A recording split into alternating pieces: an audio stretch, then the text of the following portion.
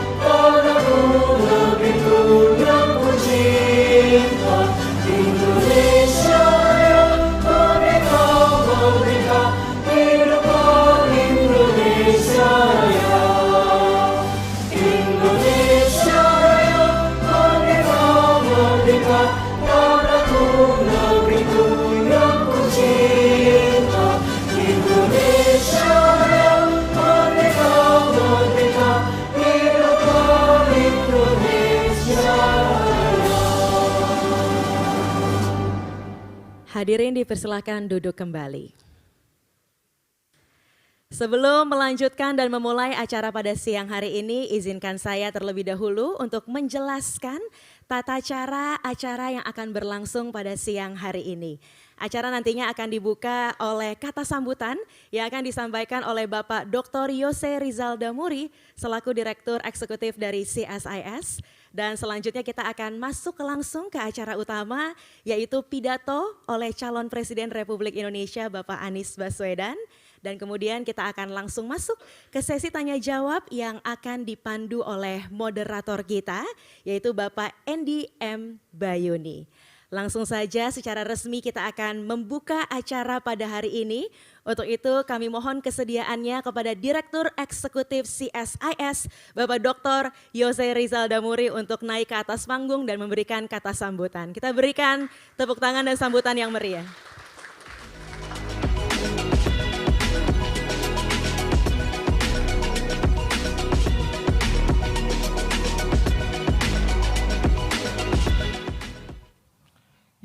Selamat siang Bapak Ibu semuanya yang saya hormati.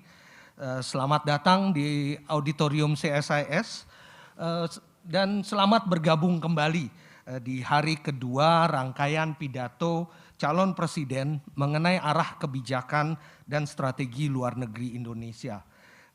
Ini saya juga ingin mengucapkan selamat bergabung bagi para partisipan, para audiens yang bergabung melalui kanal Zoom dan YouTube CSIS yang tentunya cukup banyak yang hadir dari kanal-kanal tersebut.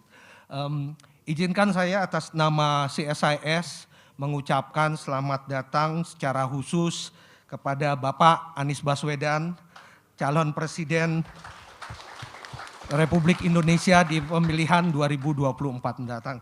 Terima kasih banyak Pak Anies sudah menyempatkan diri untuk hadir bersama dengan kami dan juga memberikan berbagai pandangan-pandangan mengenai arah kebijakan luar negeri Indonesia. Walaupun saya yakin Pak Anies ini sangat-sangat sibuk hari-hari ini. Saya dengar tadi baru saja juga memberikan pidato juga sebelumnya pada pagi hari ini. Mudah-mudahan kalau tadi mungkin bicara lebih banyak tentang domestik, sekarang bisa switch langsung mengenai kebijakan-kebijakan luar negeri Pak. Terima kasih sekali lagi Pak Anies.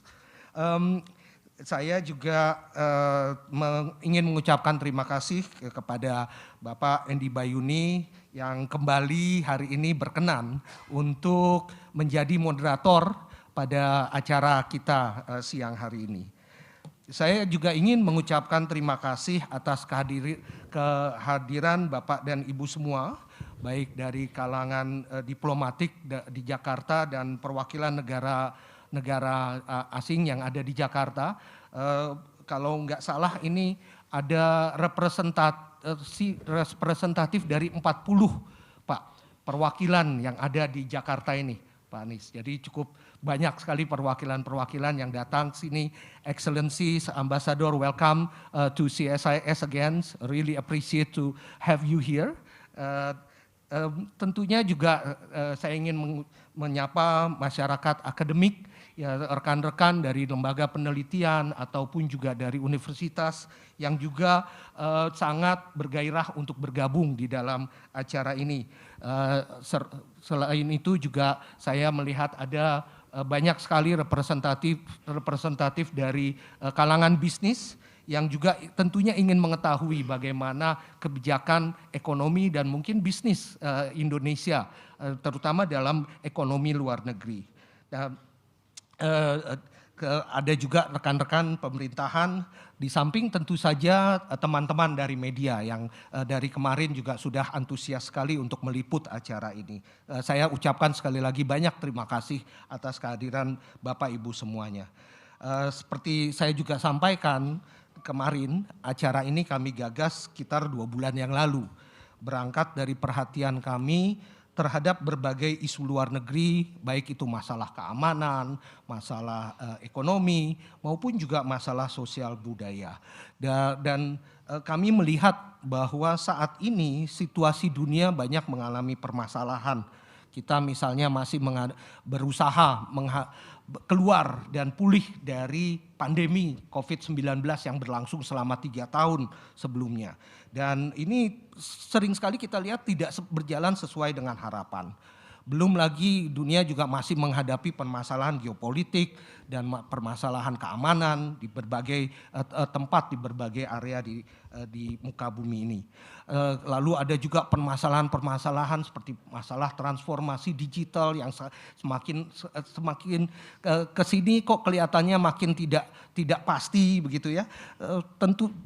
Tentunya juga satu permasalahan besar yang mungkin masih dalam jangka panjang tetapi akan mengancam kita semua, yaitu masalah bagaimana kita menangani perubahan iklim. Dan ini tentunya menjadikan kondisi dunia sebagai satu yang penuh ketidakpastian serta kompleks. Dan Indonesia sebagai salah satu kekuatan middle power sebenarnya mempunyai potensi untuk memberikan kontribusi yang lebih besar. Sayangnya memang perhatian kepada berbagai isu luar negeri relatif masih rendah. Baik itu di dalam keseharian kita ataupun juga di dalam berbagai kebijakan-kebijakan kita. Dalam proses pemilu ini apalagi mungkin isu-isu kebijakan luar negeri tidak terlalu menjadi isu yang krusial dalam mempengaruhi sentimen para pemilih maupun juga tema-tema yang diangkat oleh para calon presiden ataupun juga para calon perwakilan di legislatif. Tetapi dinamika politik dunia saat ini dan berbagai tantangan yang kita hadapi membutuhkan kepemimpinan yang mempunyai visi dan strategi yang jelas atas kondisi global yang cepat berubah ini. Kepemimpinan juga harus dapat menjelaskan kepada segenap elemen bangsa dan mampu menggalang elemen-elemen tersebut sebagai kekuatan untuk memberikan respons yang tepat. Di samping tentu saja bisa memanfaatkan kesempatan yang muncul dari berbagai perubahan politik tersebut serta perubahan dari sisi ekonomi internasional juga. Oleh karena itu saya pikir ini akan menjadi sangat penting sekali untuk kita perhatikan ke depan. Dan dalam visi misinya Pak Anies dan Pak Muhaimin ini menjelaskan 3 agenda ya Pak, paling enggak. Di dalam agenda ke-7, kalau saya nggak salah di dalam visi misi Pak Anies tadi, yang terkait peran Indonesia dalam kancah global, yaitu diplomasi ekonomi, politik luar negeri berlandaskan keadilan dan kemajuan, serta ini cukup menarik nih, aspek soft power dalam bentuk brand Indonesia. Nah, tentunya kita ingin mengetahui lebih jauh lagi Pak Anies. Kami berharap bahwa Pak Anies bisa mengelaborasi lebih jauh berbagai agenda tersebut dan juga mungkin menjelaskan arah kebijakan luar negeri yang diusulkan oleh Pak Anies dan Pak Muhaimin. Sepengetahuan saya, acara ini memang masih menjadi yang pertama yang fokus kepada permasalahan tersebut. Oleh karena itu, mudah-mudahan berbagai kalangan yang berkepentingan dapat memperoleh informasi yang lebih fokus dan juga lebih mendalam mengenai arah kebijakan luar negeri Indonesia ke depannya. Saya sekali lagi ingin mengucapkan terima kasih sedalam-dalamnya kepada Bapak Anies Baswedan atas kehadiran bersama kami hari ini. Dan tentunya kami berharap sekali bahwa kita akan mendapatkan informasi serta berdiskusi yang lebih yang baik pada siang hari ini. Selamat mendengarkan juga dan selamat berdiskusi kepada Bapak dan Ibu hadirin sekalian.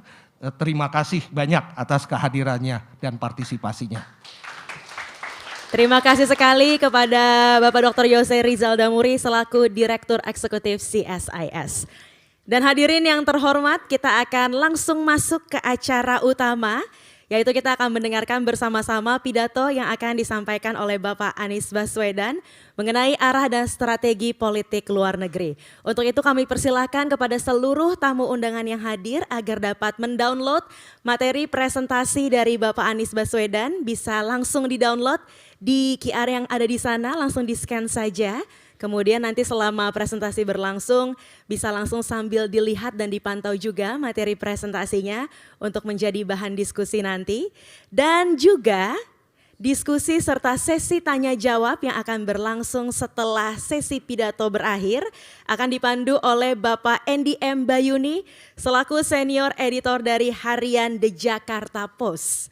Bapak Andy Bayuni sendiri adalah seorang wartawan senior yang banyak sekali mengamati dan juga menulis mengenai isu-isu internasional, kebijakan luar negeri dan juga isu-isu politik. Langsung saja kami undang untuk bergabung bersama kami naik ke atas podium Bapak Andy M. Bayuni. Kita berikan tepuk tangan yang meriah.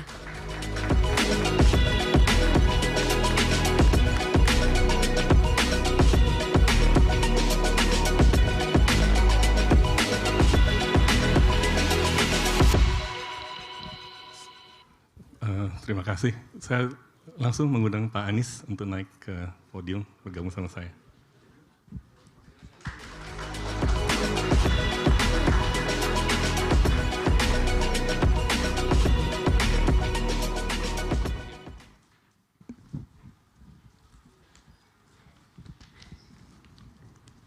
Assalamualaikum, selamat siang, good afternoon. For the non-Indonesian audience in this room, this discussion will be conducted in Bahasa Indonesia. There is simultaneous translation, so be sure to have the gadget on.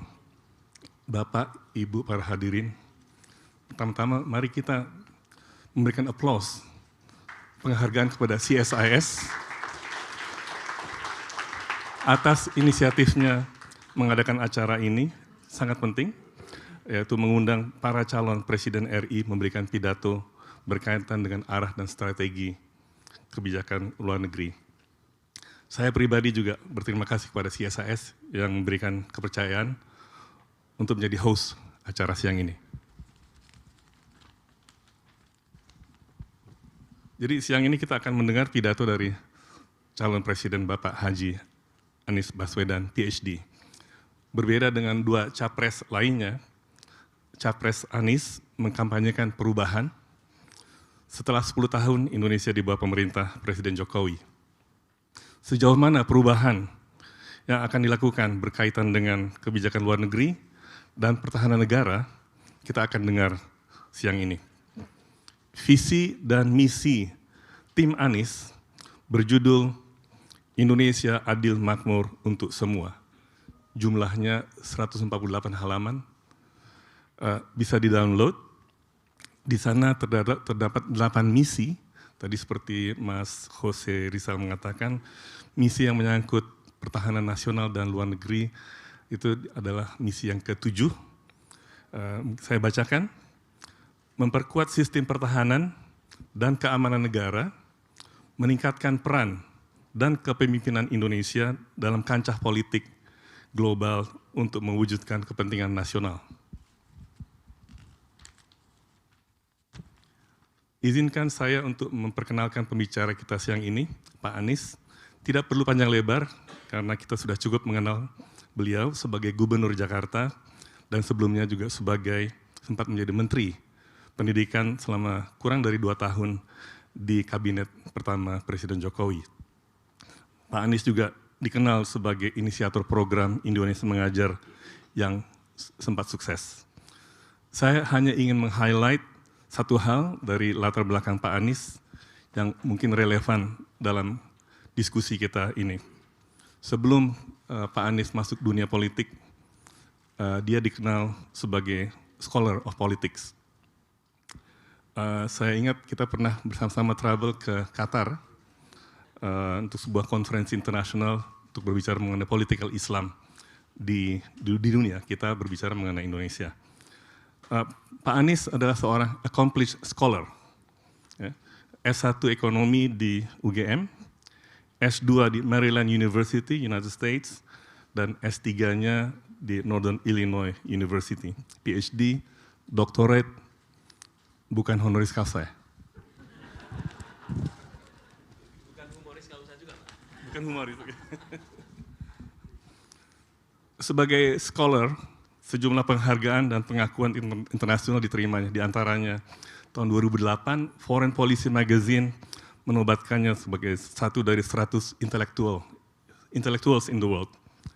World Economic Forum tahun 2009 menyebutnya sebagai Young Global Leaders, dan 2010 Foresight Magazine di Jepang menyebutnya sebagai the 20 most prominent figures that will play a big role in the world in the next 2 decades. Kalau berdasarkan academic qualifications, seharusnya Pak Anies menang kalau ini pemilihan rektor. Tapi besok ini adalah pemilu ya. Jadi it's a totally different ball game. Strategi dan kebijakan politik luar negeri penting, tapi mungkin bukan hal yang menentukan kalah atau menang di pemilu. Kalau melihat kampanye sebelumnya, kita tidak mengharapkan banyak mendengar mengenai politik luar negeri. Voters lebih tertarik mendengar dari capres mengenai program ekonomi, kesejahteraan, dan ketentraman. Namun, kebijakan pertahanan nasional dan luar negeri penting, dan cukup banyak yang mencermati, saya yakin yang berada di ruangan ini, termasuk para dubes dari negara sahabat. Politik luar negeri juga penting karena perubahan konstelasi geopolitik akan banyak mempengaruhi keadaan di dalam negeri. Bapak, Ibu, para hadirin sekalian, mari kita bersama menyimak pidato Pak Anies mengenai pandangan dan rencana strategi kebijakan luar negeri dan pertahanan negara. Pak Anies, kami berikan waktu maksimum 30 menit, kemudian kita akan ada waktu sekitar 1 jam untuk tanya jawab dengan audiens. Bapak, Ibu, siapkan pertanyaan yang sulit. Nanti kita akan tes calon presiden kita ini. Pak Anies, kami persilakan.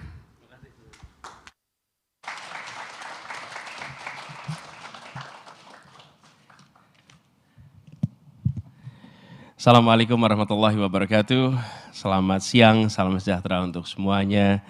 Yang saya hormati Pak Jose Rizal Damuri, Direktur Eksekutif CSIS, Pak Moderator, Mbak Endi, dan yang saya sangat-sangat hormati para senior-senior kita, Pak Harichan Silalahi, Pak Yusuf Anandi, Pak Jisman, Bu Clara.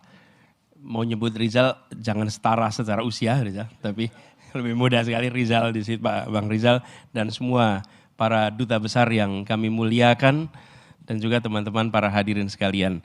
Saya merasa sangat terhormat ketika mendapatkan undangan. Kami memang mengkhawatirkan soal penjadwalan. Kami bilang, tapi insya Allah kalau CSIS undang itu sebenarnya bukan undangan. Itu kewajiban hadir. Kewajiban hadir, dan saya undang. Jadi kami bersyukur sekali dan alhamdulillah bisa datang sama-sama di sini dan berbagi tentang isu yang benar seperti Pak Endi bilang tadi. Di dalam perjalanan saya selama 1 tahun ini, Pak Endi, yang mengungkapkan pertanyaan tentang isu internasional itu sedikit dan sedikit sekali. Sedikit sekali. Dan saya pernah mendapatkan pertanyaan isu internasional dari tempat yang tidak pernah diduga-duga. Tetangganya Pak Yusuf ini, di Bukit Tinggi Pak Yusuf. Oke, bukan Sawalunto Pak, ini Bukit Tinggi. Beliau Sawalunto. Di Bukit Tinggi bertanyanya tentang isu global. Betul-betul isu global. Soal pertahanan sudah sampai saya melongo gitu. Ini luar biasa nih. Memang udah orang masyarakat Minang dari dulu sudah global pandangannya. Barangkali itu. Dari keluarga Agus Salim mungkin ya. Tapi of all places itu saya ingat yang saya ditanya itu di sana. Dan hari ini berbicara di CSIS terkait ini yang memang relevansinya tinggi, very credible institution. Dan terima kasih, kami juga merasa terhormat ada begitu banyak yang mulia para duta besar yang menyempatkan hadir. It is indeed a privilege and honor.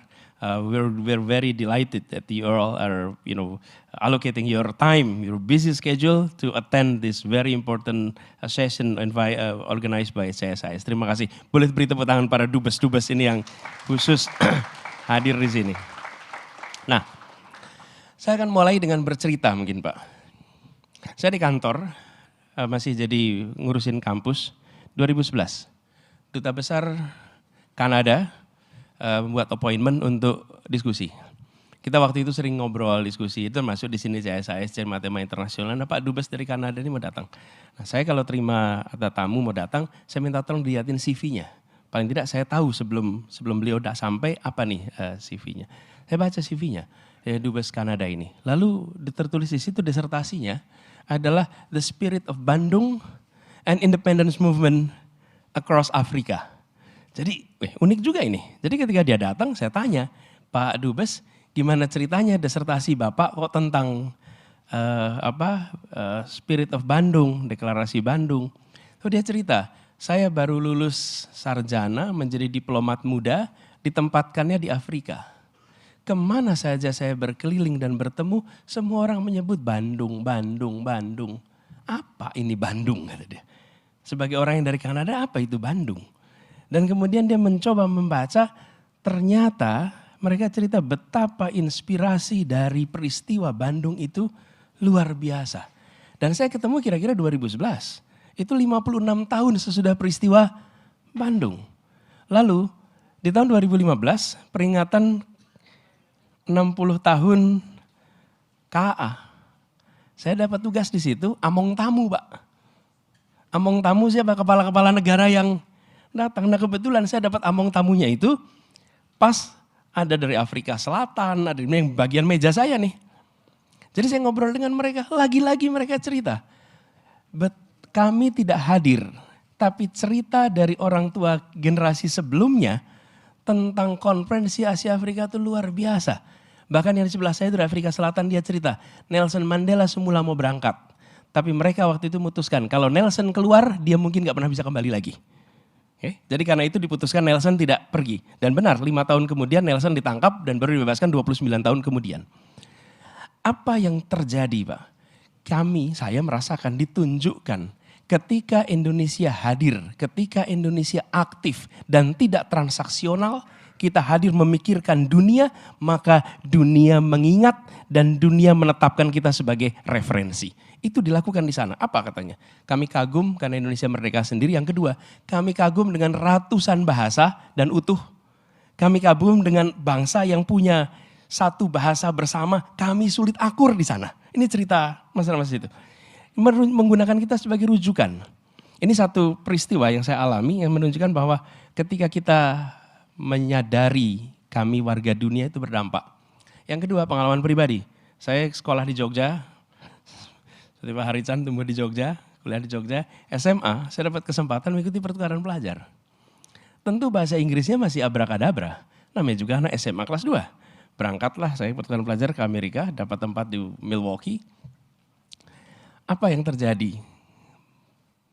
Muncul kesadaran, saya warga Jogja, saya warga Indonesia, dan saya warga dunia. Oke. Lalu peristiwa yang saya alami ketika 2011, itu peristiwa di mana Indonesia dan pemimpin-pemimpin di Indonesia, Ali Sastroamidjojo, kemudian Soekarno dan generasinya menempatkan Indonesia sebagai warga dunia, bukan sekedar sebuah entitas terlepas dari dunia, bagian dari komunitas dunia. Dan ketika perasaan itu ada, maka kita berkiprahnya 3 level. Nah, kenapa saya sampaikan di awal?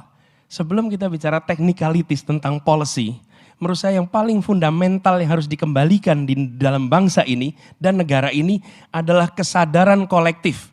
Bahwa Indonesia, warga Indonesia adalah warga Indonesia dan warga dunia. Dan kepemimpinan selalu berbicara tentang dunia kita berpartisipasi, tidak absen, tidak menjadi penonton, dan tidak memandang dunia semata-mata sebagai tempat lain tempat kita bertransaksi. Tapi kita anggota dari sebuah masyarakat kemanusiaan yang selalu harus terlibat.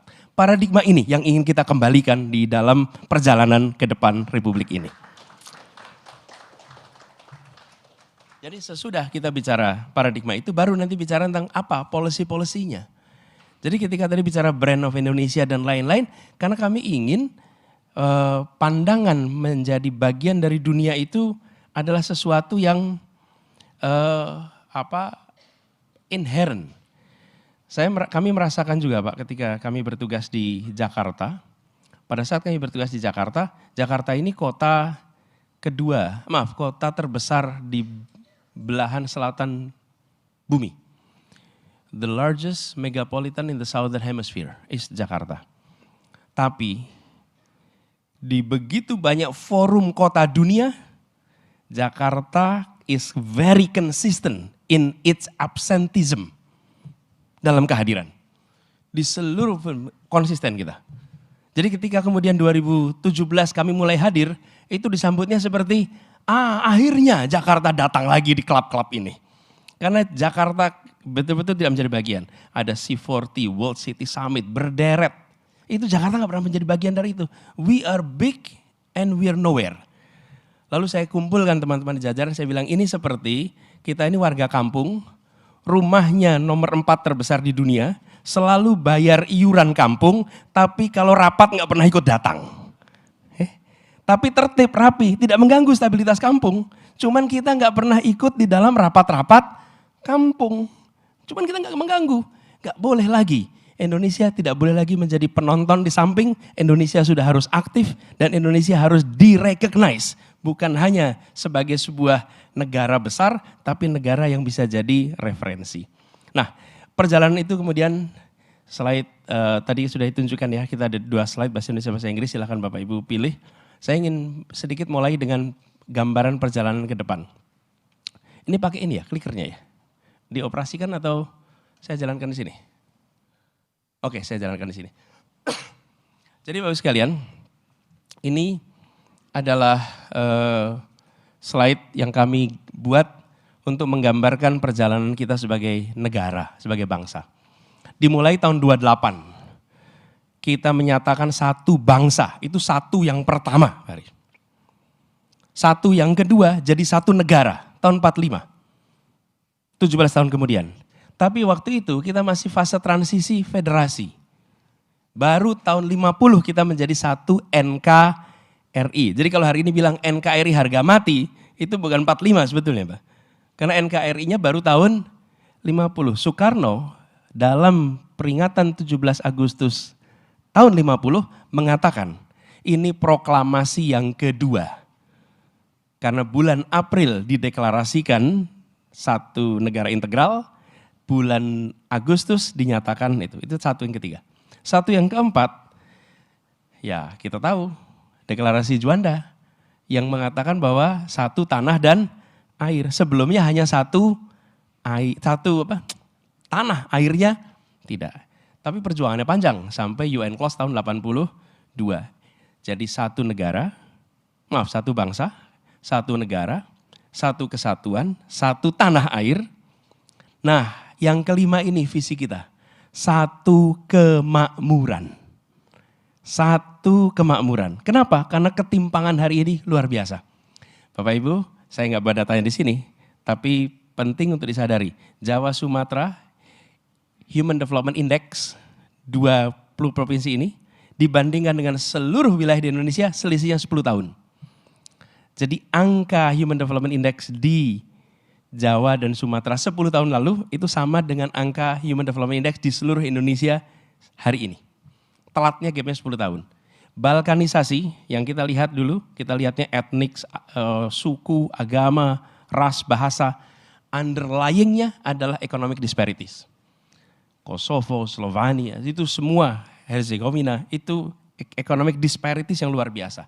Karena itu kami melihat untuk Indonesia utuh ke depan, kita harus menjaga agar Indonesia menjadi satu kemakmuran. Itu istilah yang kami gunakan. Kapan? Tahun 2045. Jadi 2045 itu, Pak Jesman kalau boleh lihat pakai term ekonomi, itu bukan kita mencapai pendapatan per kapitanya berapa atau GDP kita berapa, bukan. Tapi kita menjadi satu kesemakmuran, satu kesejahteraan. Nah, dengan pandangan itulah, maka kemudian kita melihat Indonesia menjadi bagian dari tantangan global. Kita menyaksikan tantangannya sudah lama dan kita punya beberapa. Satu yang kita sama-sama saksikan nih. Kita ada peningkatan ketegangan global. Itu kita sama-sama sadari. Bergerak dari unipolaritas menjadi multipolar. Kemudian kita sadar dinamikanya geopolitik beralih ke Asia, khususnya di kawasan Indo-Pasifik. Ini dinamika sekarang. Dan ancaman pun mengalami transisi. Jadi bukan lagi konvensional, tapi sudah multidimensi, ekonomi, politik, sosial, budaya, dan hibrida. Artinya ada cyber, online propaganda, economic coercion. Jadi tantangan yang kita hadapi itu jauh lebih luas daripada yang dulu kita lihat. Yang kedua, tantangan kedua.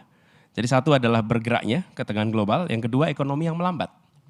Kita menyaksikan bahwa perlambatan ini mungkin akan berjalan terus di waktu-waktu ke depan, dan ada potensi arus modal ini berbalik, terutama karena melonjaknya suku bunga yang ada di Amerika, dan kemudian kita menyaksikan juga potensi disrupsi global teknologi, di mana rantai produksi atau global supply chain dan teknologi mengalami disrupsi yang cukup serius, dan kita menyaksikan juga ada perubahan demografi ke arah aging society.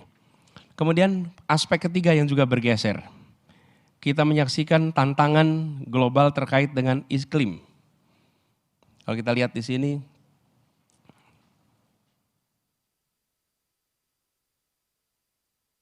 tantangan iklim yang cukup besar, climate crisis ini.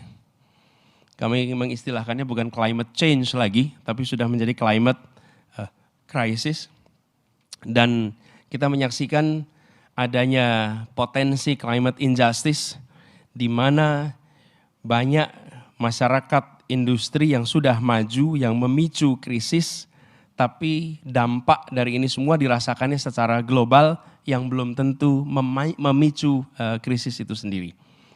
Dan kita menyaksikan adanya komitmen-komitmen global terkait penanganan krisis iklim ini, tapi target di tiap negara justru belum jelas eksekusinya seperti apa. Lalu yang berikutnya, tantangan berikutnya, regresi demokrasi. Ini seluruh dunia kita mengalami, di mana demokrasi itu backsliding, ada penurunan kualitas demokrasi, dan kalau kita lihat pilar demokrasi trust di banyak negara, trust itu mengalami penurunan.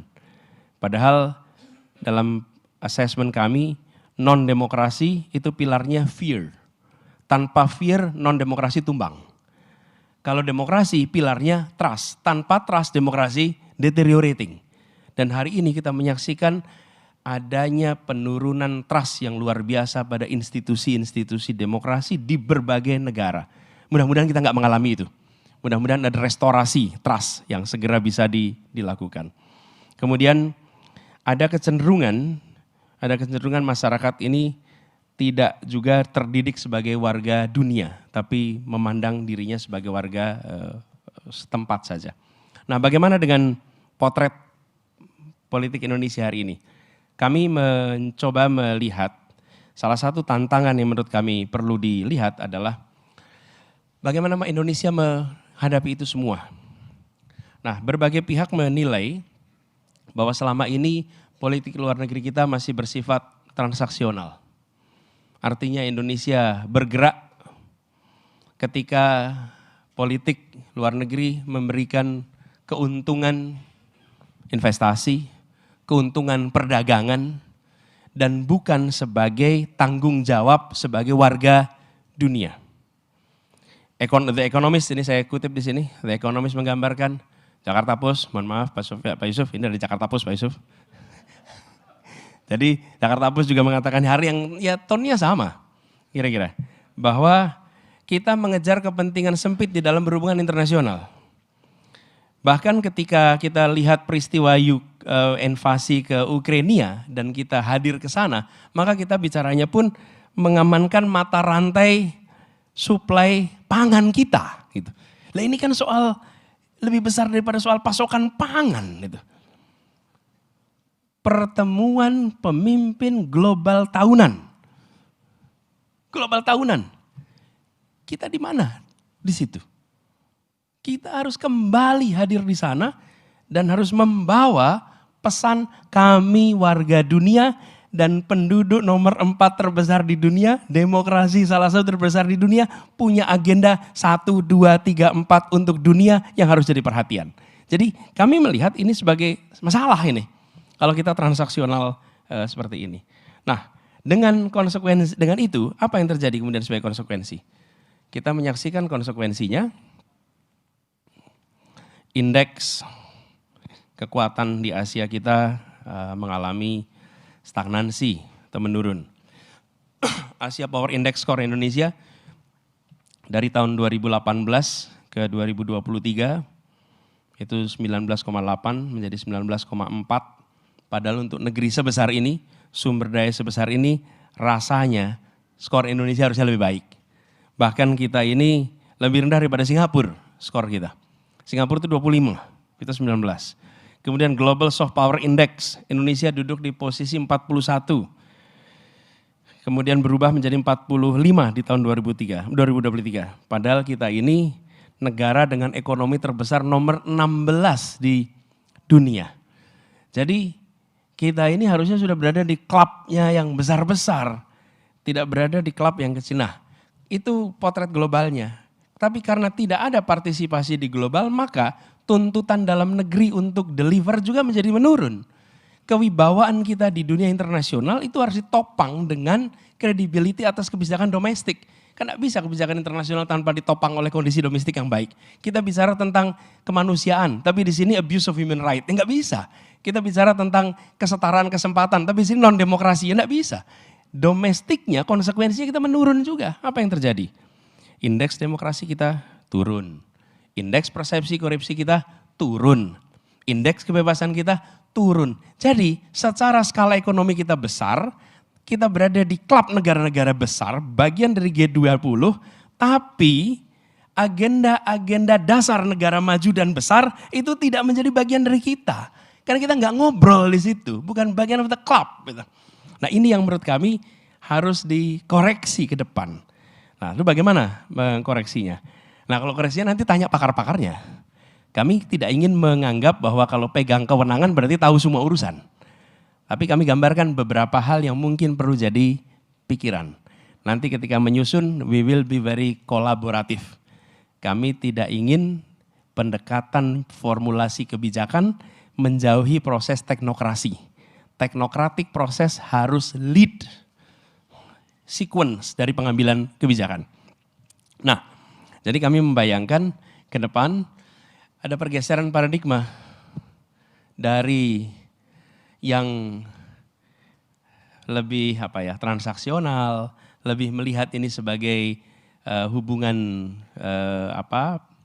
yang bisa serba dihitung. Tapi ini sesuatu yang value based, smart power istilah yang kami gunakan. Dan di sini kita mencoba untuk menggeser dari yang kebijakan transaksional menjadi kebijakan berbasis nilai. Kemudian strateginya adalah dari diplomasi yang lebih pragmatis menjadi diplomasi yang lebih cerdas. Dan kalau bicara terkait dengan ini, tadi saya sudah sampaikan, kemanapun Indonesia menyusun kebijakan, terlibat, maka kita menunjukkan nilai-nilai yang menjadi kompas kebijakan kita. Kalau kita punya nilai, itu pegangan. Seorang yang tidak memegang nilai, dia tidak punya kompas. Kalau tidak punya kompas, dia tidak akan ada pegangan mana benar, mana salah. Mana sesuatu yang bisa, mana yang jangan. Tetapi ada judgment di situ. Dan judgment ini, itulah butuhnya kenapa ada kematangan. Kenapa ada leadership. Karena ada judgment. Ada masa mungkin atas situasi kita tidak bisa menjalankan persis 100% seperti nilai yang kita miliki. Tapi kalau kita punya pegangan nilai, kita bisa kembali lagi pada nilai itu. Karena kita sadar ada yang meleset. Tapi kalau kita tidak pegang nilai, maka potensinya kita melakukan kompromi, lalu off dari track tanpa kita sadari. Kenapa itu menjadi penting? Nanti saya beri contoh beberapa. Lalu yang kedua, terkait dengan yang pragmatis menuju kekuatan cerdas. Ini kami melihat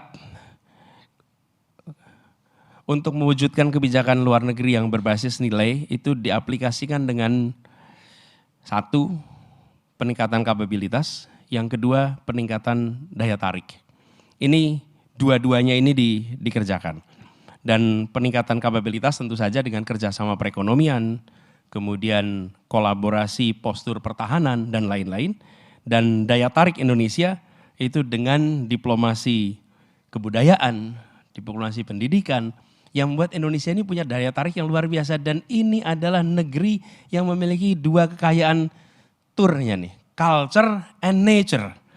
Ini dahsyat dua-dua ini kalau kemudian dia menjadi attracting factor bagi dunia untuk datang. Kalau kita mengadopsi itu, turunan kebijakan di dalam negerinya pun begitu. Tapi kalau kita tidak mengadopsi paradigma itu, sekarang sederhana aja, CSIS ini lembaga penelitian. Kalau ada peneliti dari luar negeri mau datang ke sini, rumitnya nggak kira-kira.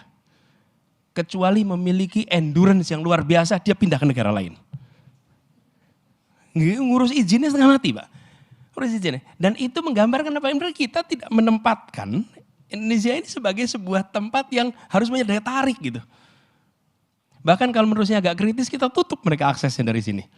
Ben Anderson contohnya waktu itu ya, akhirnya fokusnya ke Thailand dan kita kehilangan resources yang luar biasa gara-gara seperti itu. Nah, kami melihat paradigma atau strategi nanti kita ingin ubah. Nah, lalu berikutnya sekalian, terkait dengan menjadikan nilai sebagai pedoman, mendorong peningkatan reputasi global. Di sini ada rumusnya kira-kira, kalau bukan rumus ya, nilai-nilai yang jadi pedoman. Ini kami ambil ilustrasi 4 tapi tidak terbatas pada. Ini 4 yang kami akan jadi perhatian, tapi not only this 4. Tapi ini contoh ilustrasinya. Prinsip bahwa primacy of human life, itu nilai yang kita pegang sama-sama. Dan ketika kita bicara tentang kepentingan-kepentingan yang berbentrokan, antara kepentingan melindungi ya, industri dan melindungi human life, ini kita harus ambil nih pilihannya nih. Tapi kalau kita nggak punya pegangan nilai, nanti kita bicara untung rugi aja. Karena nggak pakai nilai. Lalu kita bicara tentang territorial integrity, kesakralan teritorial misalnya. Jadi bagaimana kita itu kredibel ketika bicara tentang territorial integrity. Dan Indonesia termasuk yang punya posisi dihormati ketika bicara territorial integrity. Thailand saja ketika berhadapan dengan urusan Patani, menengok ke Indonesia, mau Indonesia menjadi pihak, kenapa? Karena dua-duanya berpandangan Indonesia tidak mungkin kompromi terhadap soal national integrity. Dia dipercaya, tidak mungkin Indonesia itu kolaboratif terhadap rebel. Karena begitu kita kolaboratif rebel, nanti bisa yang lain memberikan ruang yang sama.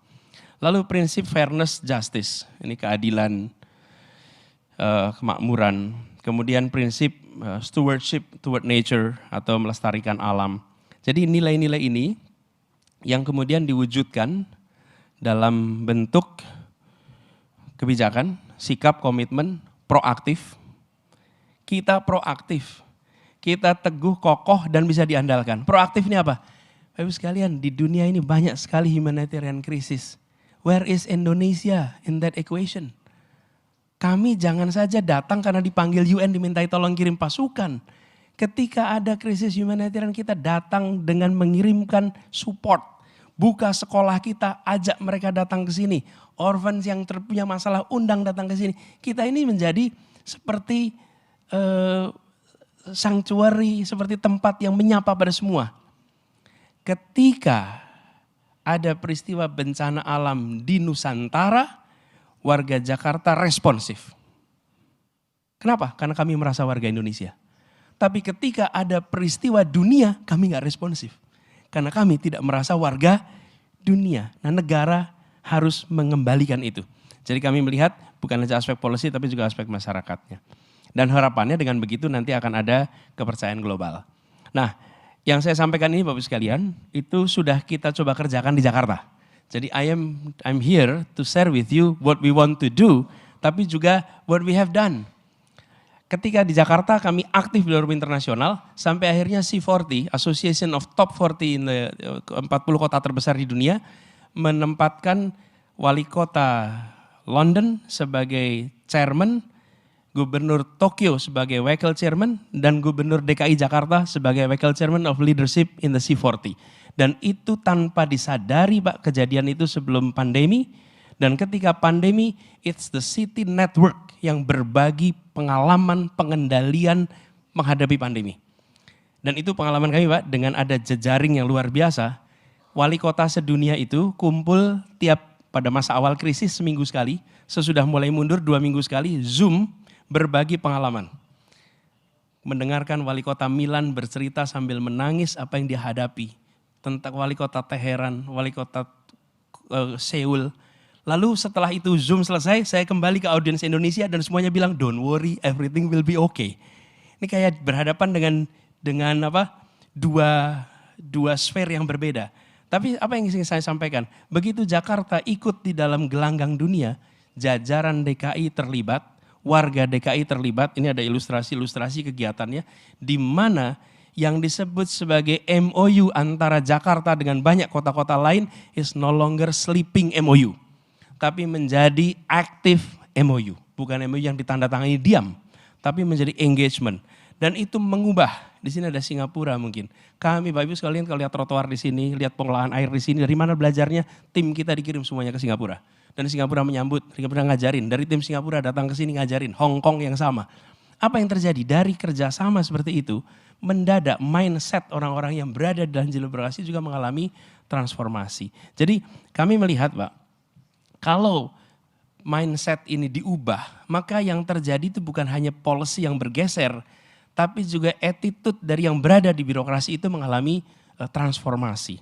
Nah ini dari situ semua, kemudian kami melihat ke depan, apa yang ingin kita kerjakan, kita ingin mendaya gunakan seluruh potensi dalam negeri dan kita ingin meningkatkan daya tawar kita di dunia internasional. Itu arah yang kita ingin lakukan.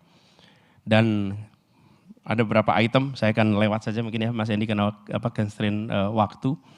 Jadi pertama tentang hard power yang sebelah kiri, yang sebelah kanan adalah soft power. Hard power kita bicara tentang pertahanan adaptif.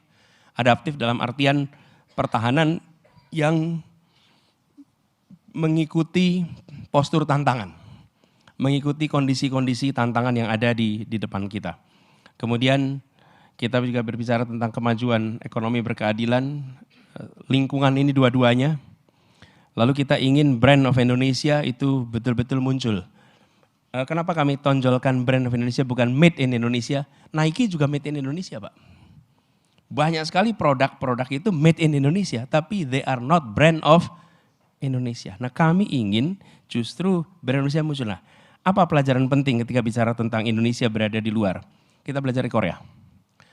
Korea negara melakukan investasi besar-besaran di bidang yang sekarang disebut sebagai soft power, dari mulai musik, film, tari, seluruh yang terkait dengan seni, termasuk film, itu investasi oleh negara besar-besaran, sehingga private sector kemudian pick up. Baru 2 dekade kemudian dunia menyaksikan hasilnya. Kalau kita membiarkan itu hanya private sector saja yang mengerjakan, nggak bisa jalan. Karena membutuhkan investasi yang sangat besar sekali. Kami pernah mencoba Pak ketika bertugas di Kementerian Pendidikan Kebudayaan. Saya waktu itu cek kenapa film-film itu, film-film dunia, kalau syuting tropis pakainya Thailand, kenapa tidak pakai Indonesia? 1, kita tidak punya studio alam yang besar. 2, kita tidak punya alat-alat untuk melakukan mixing, alat-alat untuk melakukan editing film-film yang kelas dunia. Dan investasi di situ mahal sekali. Tidak ada swasta yang mau mengerjakan. Itu harus dikerjakan oleh negara. Tapi begitu negara dikerjakan, apa yang terjadi?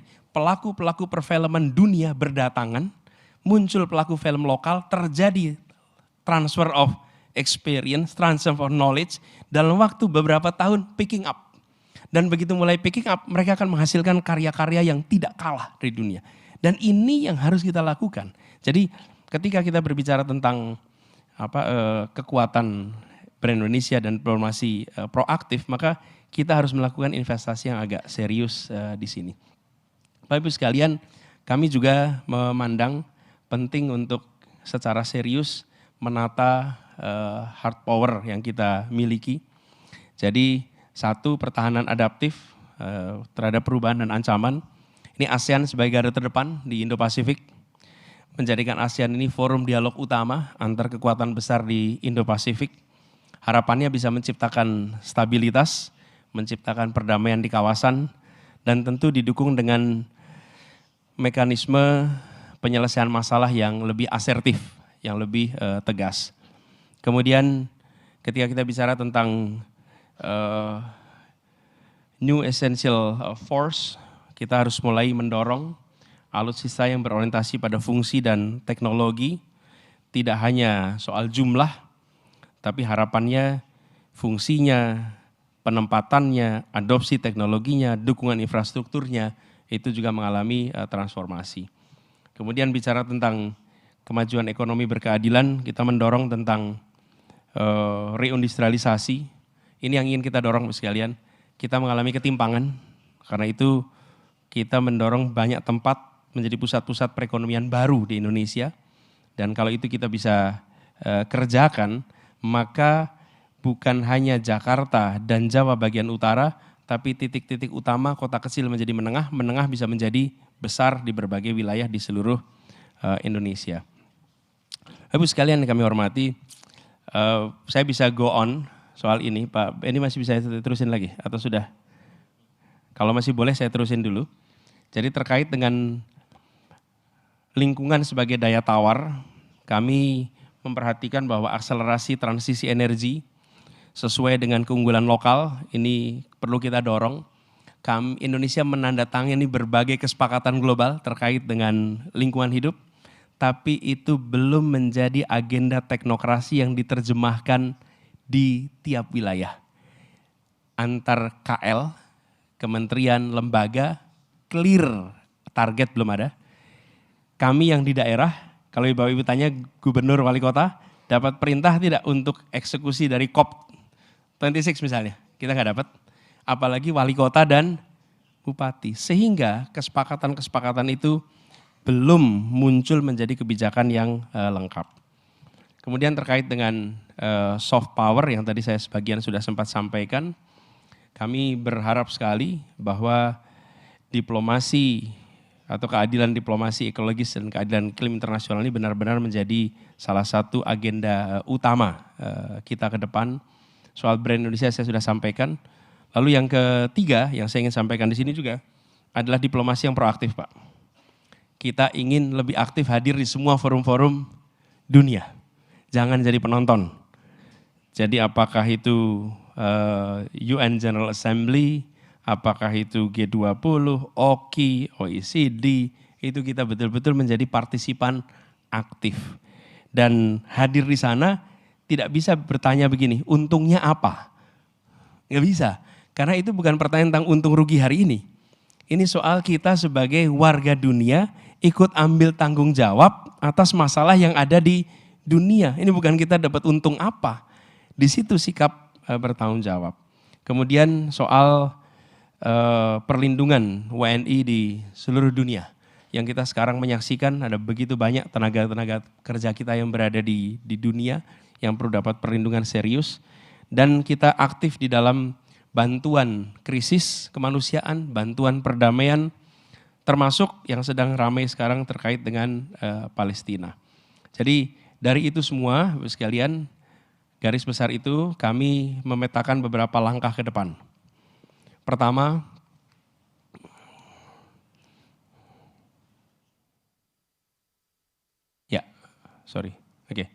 Pertama adalah terkait dengan memperjuangkan kepentingan nasional kita. Nah di sini tentu kita bicara tentang pertahanan kita yang kuat, menjaga kedaulatan negara. Yang kedua, kita proaktif dalam susun agenda dunia. Ini we have to do it. Ini masing-masing item ini, yang atas hijau itu prioritas segera, yang biru itu prioritas yang jangka menengah dan panjang. Yang segera pertahanan kuat dan kedaulatan tegak. Kemudian yang kedua, proaktif susun kebijakan dunia. Ini korps diplomatik kita makin strategis. Dan korps diplomatik kita diarahkan untuk lebih energinya dihabiskan untuk aktivitas diplomasi. Dan banyak dari korps diplomatik kita ini punya urusan-urusan yang entertainment.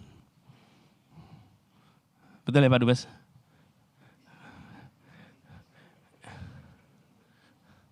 Kalau Damu datang dari Jakarta, itu Dubesnya bisa sibuknya luar biasa. Seluruh stafnya sibuknya luar biasa. Tapi Bapak sekalian lihat kalau korps diplomat di Jakarta, diplomat asing ini. Mereka kalau ada ketemuan, ya kalau high rank official mereka entertain, tapi tidak semuanya kemudian dihabiskan. Bahkan pasukan kendaraan kita pun didesain untuk mengakomodasi tamu-tamu yang datang dari Indonesia. Kita harus lakukan reform di situ, sehingga korps diplomat kita itu efisien untuk bekerja. Ini pengalaman yang suka ngeliatin diplomat waktu zaman kuliah dulu Pak. Gitu. Karena kita tahu zaman kuliah sering nonton ini nggak boleh ini sumber daya negara dipakai begini terus. Lalu kami juga melihat pentingnya melibatkan diaspora. Diaspora ini harus bisa menjadi wakil kita. Kita itu bangga ada Bu Mary di sana tuh. Kita tuh bangga ada Bu Sri Mulyani di sana tuh. Nah kita ini kepengen lebih banyak lagi orang-orang Indonesia yang bisa berada di posisi-posisi kunci di mana-mana. Tidak boleh lagi negara mengatakan bila Anda selesai kuliah dan tidak pulang Anda nasionalis. Jangan. Anda biar di sana, Anda bekerja, bawa nama Indonesia, representasikan Indonesia, nanti kami bantu apa yang bisa kami kerjakan. Sehingga Anda menjadi wakil kita di sana.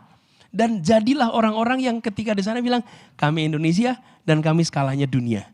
Kami kompetensinya dunia berada di badan-badan profit, apakah itu private entity, apakah itu multinational, apakah itu negara, tapi dorong itu.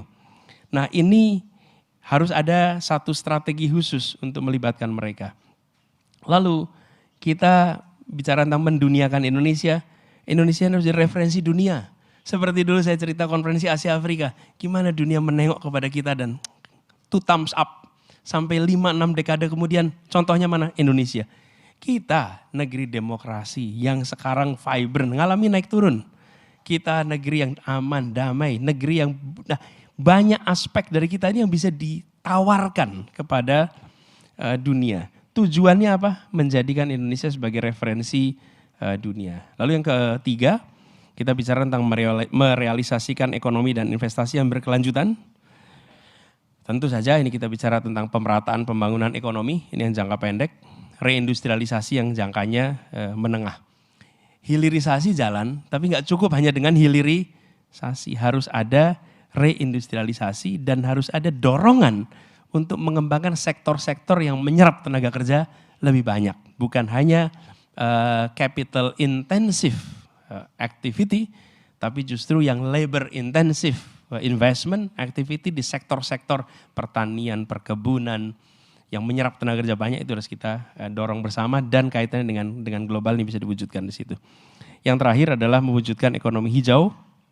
Ini kita perlu lakukan mitigasi dan adaptasi atas pendekatan ekonomi hijau yang berkeadilan dan yang berikutnya adalah menciptakan bagaimana pengelolaan energi kita, pemanfaatan energi kita itu berkeadilan. Dan Bapak Ibu sekalian, Jakarta merasakan beberapa bulan ini sebagaimana dunia merasakan heat waves yang luar biasa. Dan kalau itu terjadi, heat wave seperti itu, the most vulnerable of all adalah the poor and the poorest.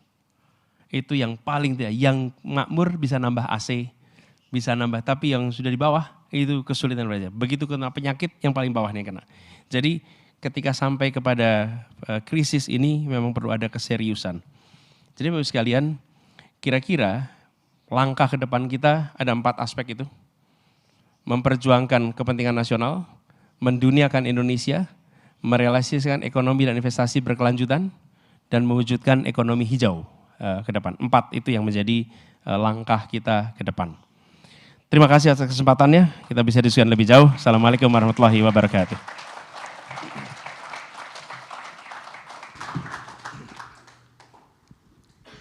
Terima kasih Pak Anies atas pemaparan yang panjang lebar mengenai strategi dan kebijakan luar negeri. Saya tidak akan membuat summary, tapi kita langsung ke sesi tanya jawab. Masih ada sekitar 40 menit. Sebelum saya lempar ke floor, saya akan menggunakan prerogatif saya untuk mengajukan pertanyaan yang pertama. Tadi disebut mengenai pertahanan nasional, new essential force. kita ada program yang masih in place, pemerintah itu minimum essential force 2024. Deadline tahun depan dan kelihatannya tidak akan tercapai, yang saya dengar di bawah 70%. Di saat yang sama, tantangan terhadap tantangan dari perubahan geopolitik di kawasan sini berubah, dan kemungkinan perang di kawasan Laut Cina Selatan atau kemungkinan perang antara Amerika dan Cina semakin besar. Pertanyaannya adalah, karena kita tidak memenuhi MEF 2024, kita menjadi sangat vulnerable dalam hal kemampuan kita untuk menjaga teritori kita, menjaga kedaulatan kita.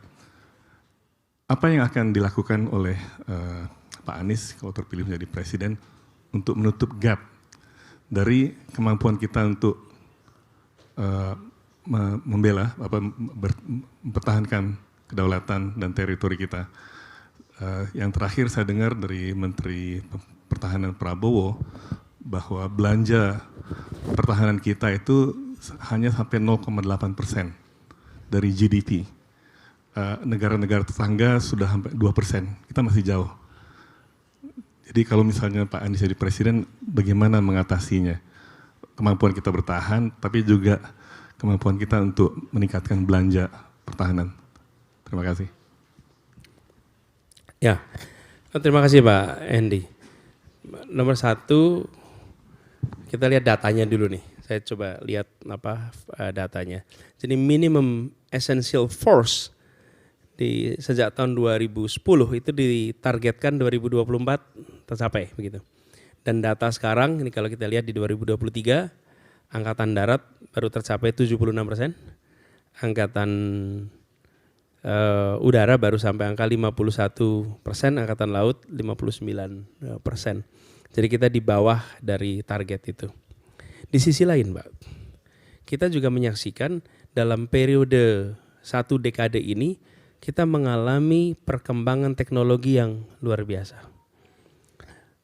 Jadi menurut kami ke depan, pengadaan ini sudah tidak bisa lagi diukur dengan kuantitatif saja. Tapi juga sudah harus melakukan penyesuaian dan pengadaan yang sesuai dengan positioning dan utility. Kami sering gunakan analogi ini di Jakarta Pak dulu. Karena begini, jajarannya sering sampai, Pak ini ada target yang sudah ditetapkan dulu belum tercapai. Kecenderungannya oke kita capai target itu. Apa sih yang belum? Saya beli ilustrasi. Dulu Pak ditargetkan beli mesin fax 100. Gitu. Ya waktu itu mesin fax adalah solusi. Tapi kalau sekarang pakai mesin fax is no longer solution. Masa kita mau laksanakan, kan udah ditetapkan Pak zaman dulu itu. Nah kecenderungan kita adalah apa yang sudah ditetapkan itu harus dilaksanakan. Sementara mengalami transformasi. Jadi menurut kami kita harus membuka diri, invite institutions, individuals yang understand state of the art untuk kita melakukan istilahnya leapfrog ini ya, lompatan yang lebih cepat, mengejar target secara substansi memenuhi yang kita rencanakan, walaupun secara kuantitatif kita mengalami pergeseran. Kenapa? Karena ada positioning yang bergeser. Jadi misalnya positioning alutsista ini menyesuaikan lagi dengan lokasi, proyeksi kekuatan dan garis zona pertahanan. Jadi akses rantai produksi lepas zona ekonomi eksklusif. Kemudian wilayah terluar zona ekonomi eksklusif yang jadi pintu masuknya ALKI. Kemudian garis pantai. Jadi kita bisa melakukan penyesuaian. Kemudian utilitasnya. Kita bisa membuat alutsista ini menyesuaikan kebutuhan dan kegunaan secara lebih efisien untuk pertahanan nasional dan proyeksi kekuatan di kita. Dan adaptasi ini yang harus kita lakukan sama-sama. Jadi tadi Pak Andy, kalau bisa kami melihat itu. Lalu yang berikutnya adalah infrastruktur dan SDM juga harus melakukan penyesuaian di sini. Bila kita menggeser cara pemenuhannya, maka kita harus lakukan penyesuaian pada SDM-nya. Nah, tapi ini perlu waktu juga untuk untuk pergeseran itu, karena proses modernisasi itu bisa 4-5 tahun. Jadi kalau disebut kita memenuhi target tahun depan rasanya sulit, Pak, dengan kenyataan seperti sekarang. Tapi kalau diberi waktu beberapa ekstra dengan penyesuaian tadi, rasanya kita bisa mengejar itu. Lalu ada hal yang agak teknis, tapi ini menurut hemat kami berdampak dalam anggaran. Ketidakseragaman alutsista kita itu merepotkan dari sisi maintenance. Jangankan alutsista, armada bis saja itu kalau mereknya beda-beda, Pak, itu bagian montirnya itu repot, Pak, ngurusinnya. Karena armada bis saja, apalagi alutsista. Jadi kami melihat perlu ada konsistensi di dalam kita memiliki alutsista kita dari sisi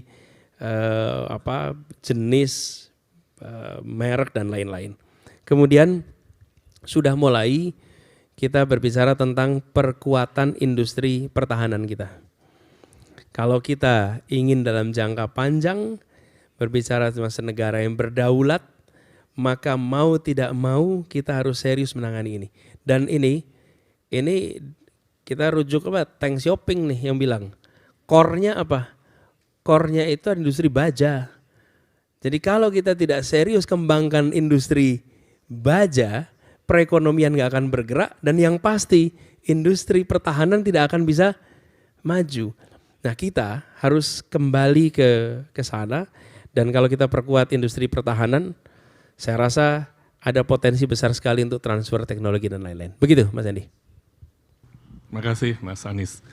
Sekarang saya ingin mengundang satu penanya, Michael Batikiotis. Are you here? Silakan. Boleh bahasa Indonesia, bahasa Inggris. Tolong mikrofon. Terima kasih, Pak Andi.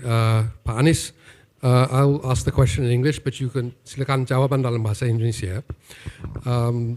You have talked about a foreign policy that is more proactive and values-based. Can you elaborate on how much more normative and proactive your approach will be towards the issues that face Indonesia and Southeast Asia, certainly in Southeast Asia's largest conflict of Myanmar, and the geopolitical contest between the United States and China that affects the region, and finally the Middle East peace process. Could you elaborate a bit more on those three issues? Terima kasih.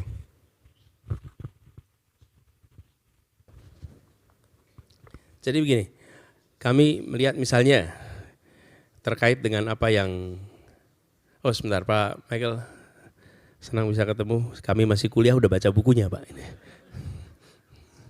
Thank you, Pak. Pak Michael, kita melihat terkait dengan kenapa proaktif itu penting, Pak.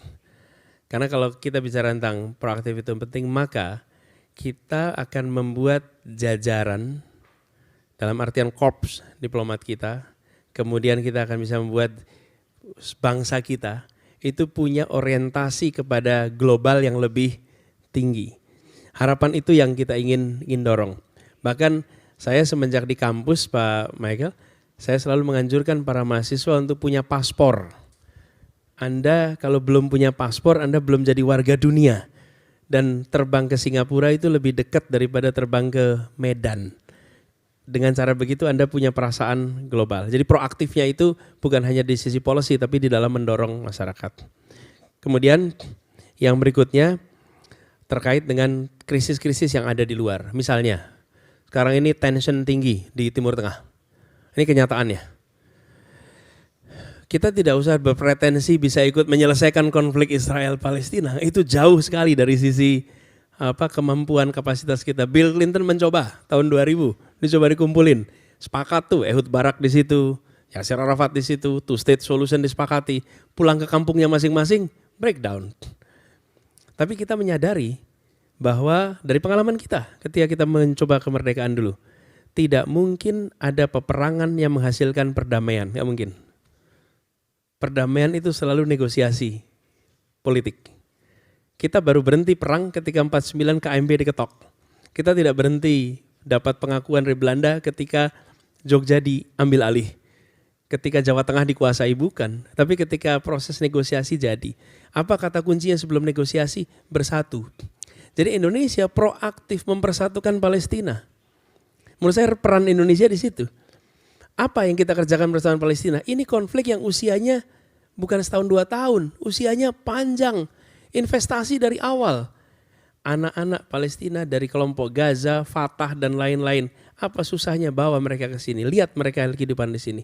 Bisa ratus, bisa ribu tinggal di sini. Melihat bagaimana kita bisa bersatu, tenang, teduh. Bawa pengalaman itu mereka pulang. Terus panjang. Tapi kita proaktif. Jadi bukan saja proaktif mencoba mempersatukan faksi. Mempersatukan faksi yang sudah bertarung bertahun-tahun dan luka. Itu gak gampang. Tapi kita investasi di generasi berikutnya secara serius. Bawa itu Pak ke sini. Jadi proaktifnya itu bukan hanya di level politik. Tapi di level pendidikan, di level kultural. Di sisi mana yang kita bisa reach out. Jelas ke sisi Palestina kita bisa reach out. Tujuannya membantu mempercepat terjadinya persatuan di situ. Tanpa mereka bersatu tidak mungkin.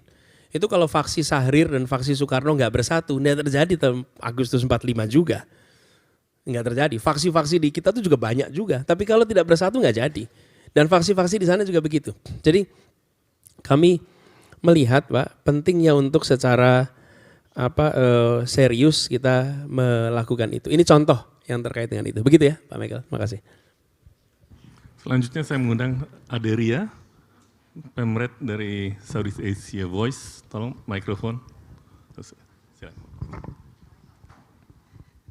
Terima kasih, thank you for the opportunity. Halo Pak Anies, saya Aderia.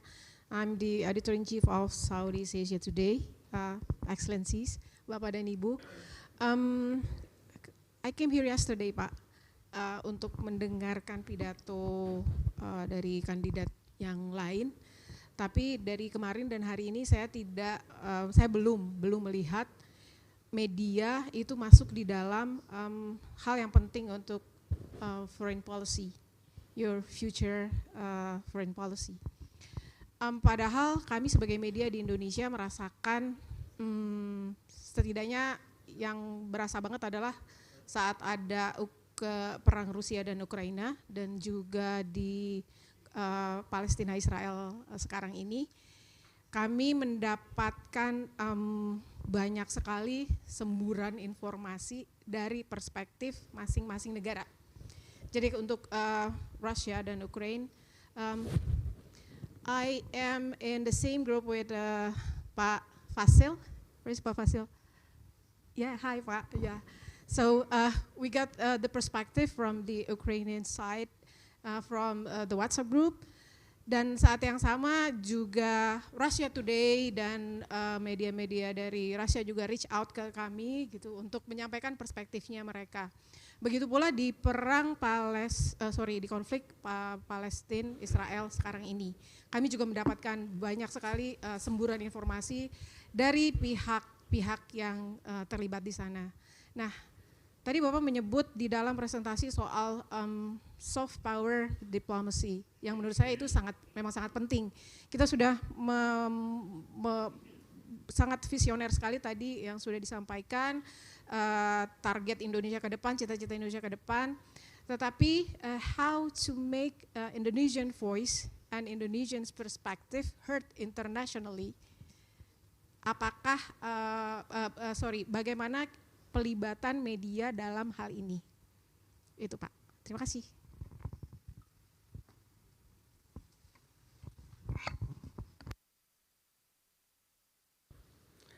Kalau di dalam PowerPoint kami, kalau boleh ditayangkan ulang slide sebelum ini, sebelum terima kasih, sebelum lagi.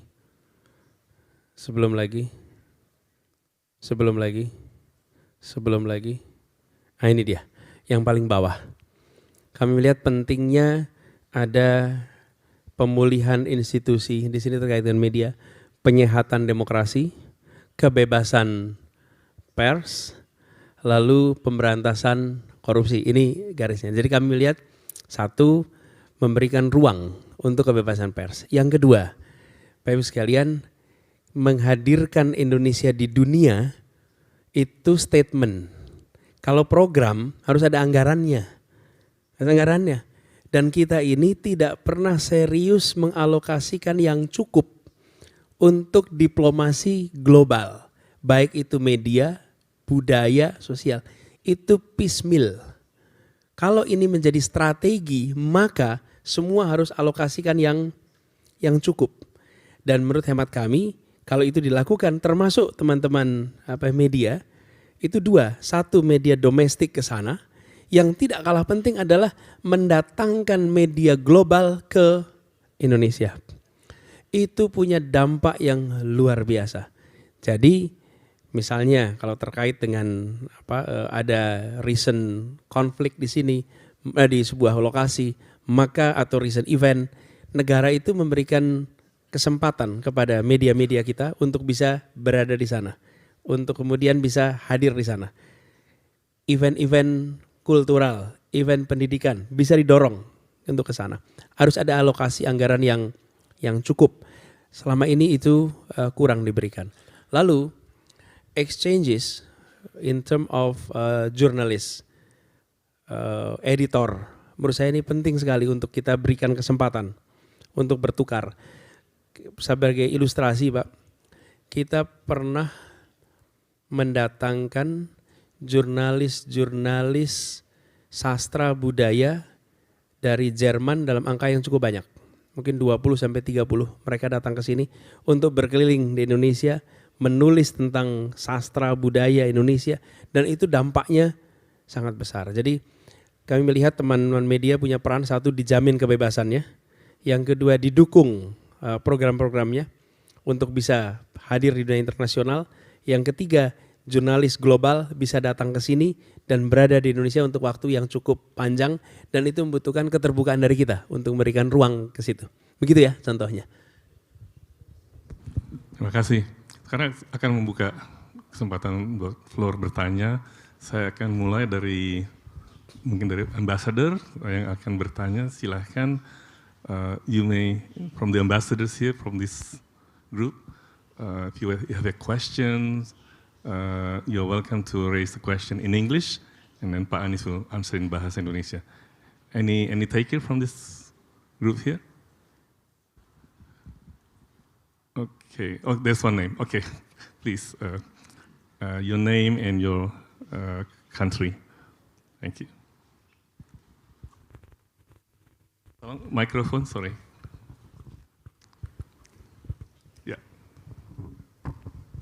Thank you very much. I want to thank the center for this organization. I want to thank Pak Anies once again to meet us and the public. My question is very simple, which is your approach towards the European Union. Thank you very much. Sorry, I'm the Italian ambassador. Can you be a little bit more specific? There are some relations between European Union countries, member states, and the European Union and Indonesia. We have relations in many ways. There are a lot of opportunities between the two sides. I want to, and there are some other challenges. I wish to know which is your approach to this subject. Thank you. Thank you, Pak Dubes. Senang sekali bisa ketemu lagi. Beberapa waktu yang lalu, we had gathering dengan para Dubes Uni Eropa, Pak Dubes Portugal menjadi tuan rumah pada waktu itu. Kita ngobrol diskusi cukup panjang tentang kebijakan-kebijakan situasi domestik dan kebijakan global. Nah, kami melihat di dalam konstelasi global ini ada region-region seperti Amerika Utara, kemudian Eropa, Asia Timur, Afrika yang di dalam kalau bicara di kementerian itu sudah ada nomenklaturnya, udah ada direktorat-direktorat yang mengurusi itu semua. Menurut hemat kami perlu ada assessment ulang atas apa yang bisa ditingkatkan. Jadi 4 hal, Pak. Duduk bersama between EU and Indonesia. Focus on 4 things. What needs to be improved in the relationship between Indonesia and EU. Number 2, what needs to be corrected in our cooperation. Number 3, what needs to be stopped from what we're doing. And number 4, what new initiative we must pursue. So we have 4 agenda. If we sit together, outline, translate that into programs, translate that into activities, and then put that in our budget and engage civil society, engage the general public as well as state to actually execute those 4 issues. Tapi kalau if we don't do assessment and we're just going to do business as usual, attending ASEM, attending many of this meeting, tapi we're not going anywhere in terms of moving our relationship upward stronger. Nah, and that needs to be done not only with EU, actually, in our perspective, it needs to be done for other region. But in specific with EU, many potentials that we can do. And I think from our side, if we are being proactive, we will benefit a lot. Why? Because this polarized world, dengan situasi yang, dengan situasi yang terpolarisasi, kami melihat penting sekali bagi Indonesia untuk bisa menjangkau Uni Eropa, untuk bisa menjangkau Amerika lagi, lebih kuat lagi, untuk menjaga region lain, sehingga Indonesia memiliki mitra yang lebih setara di dalam kita melakukan pembangunan domestik dan di dalam kita berinteraksi di skala global. Begitu, Excellency. I hope I satisfy your curiosity. Thank you.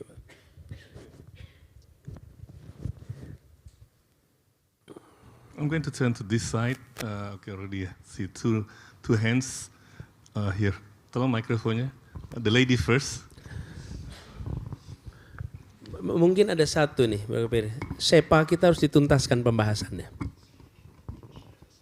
SEPA dengan apa?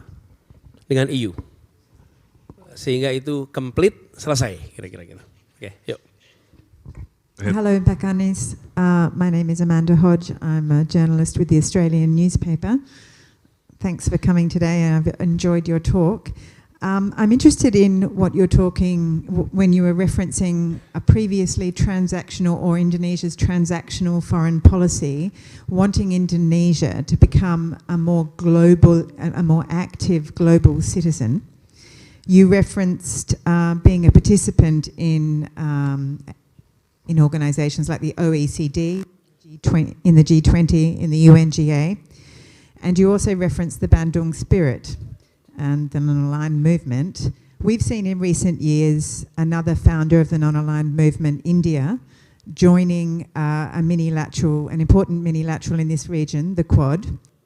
I wonder if Indonesia's free and active policy, as you see it, precludes Indonesia from perhaps joining where it could take advantage of one of these new minilateral organisations, whether it be the Quad or AUKUS or one of these.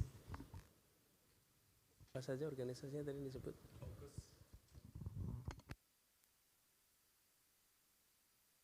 Yang AUKUSnya apa ya? Bidangnya apa? Oh ya, yang itu. Tapi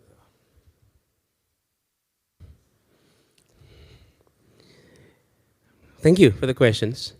I would rather see Indonesia participating more on international institution or cooperations with regard to economic activity at this point, instead of and that is leaning toward security or leaning toward non-economic activity at this moment. So, for instance, if we have an opportunity that we are now pursuing OECD, for instance, then it is something that we need to push. But if we are engaging more on the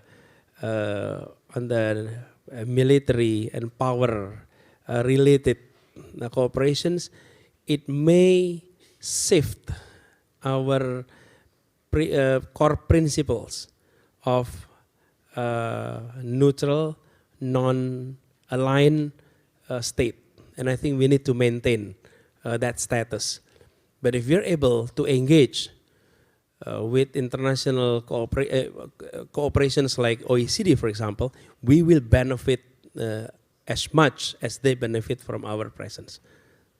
That would be my response. Okay, that was, I think, the microphone, the next person, yeah. And then we have to turn to that side afterwards. Thank you very much. Good afternoon, I am Satya Permesi, see today.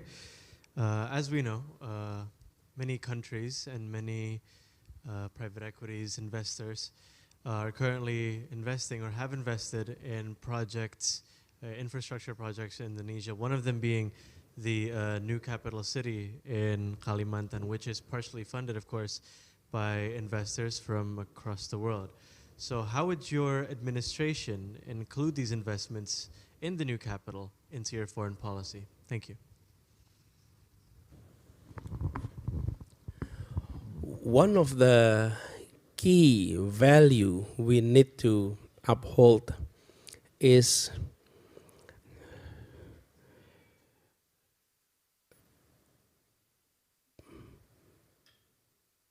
predictability, consistency, and respect to contracts, cooperation that has been made by government, be it new government agree or disagree. I think that's key. So for any cooperation that has been done, any contract that has been made, we need to value and we need to send the message to investors across the globe that Indonesia and government of Indonesia always value contract. Because if we don't value that, then we will lose our credibility before the world. So that's principle number one. On the project itself, we will allow assessment. But even if after the assessment there is decision that may not be in favor, but we need to provide protection, we need to provide assurance that they are not going to experience loss or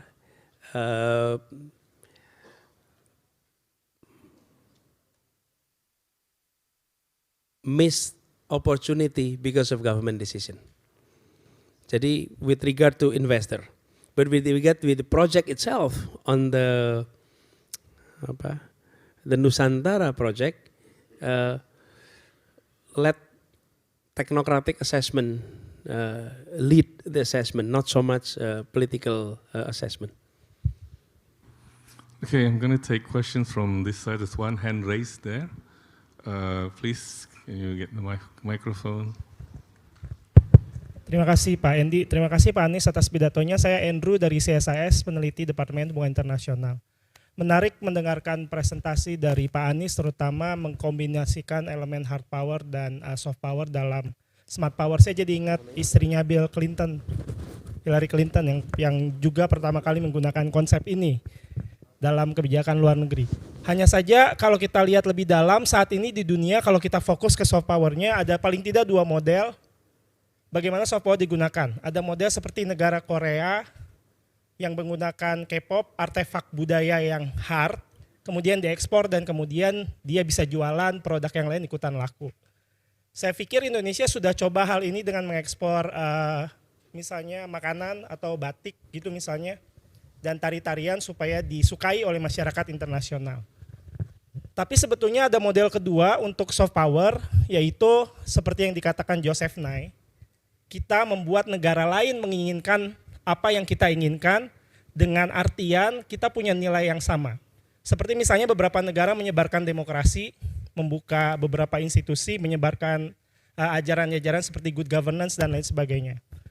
Kalau pemahaman yang kedua yang kita ambil mengenai soft power, menurut Pak Anies apa nilai khas Indonesia yang saat ini bisa kita tunjukkan ke dunia, dan kalau dunia mengadopsi nilai itu, dunia akan menginginkan hal yang sama dengan kita. Apakah masih terbatas pada Bhinneka Tunggal Ika, toleransi, kesetaraan beragama, dan lain sebagainya. Dan dengan demikian, kalau ini soal kebijakan luar negeri, bagaimana menggerakkan komponen domestik supaya semua orang mendukung itu dan tidak ada pihak-pihak yang kemudian mengganggu nilainya, seperti melakukan praktek intoleransi di dalam negeri dan lain sebagainya, yang kemudian bisa ditangkap oleh media asing. Terima kasih.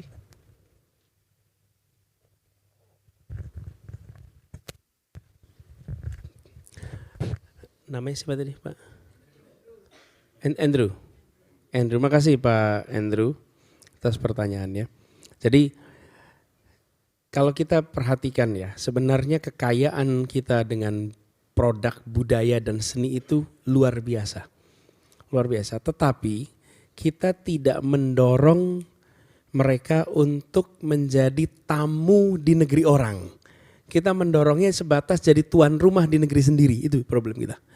Menurut kami, kita harus menjadikan mereka tuan rumah di negeri sendiri dan tamu mempesona di negeri. Nah kalau untuk jadi tamu mempesona di negeri orang, investnya itu harus dari negara.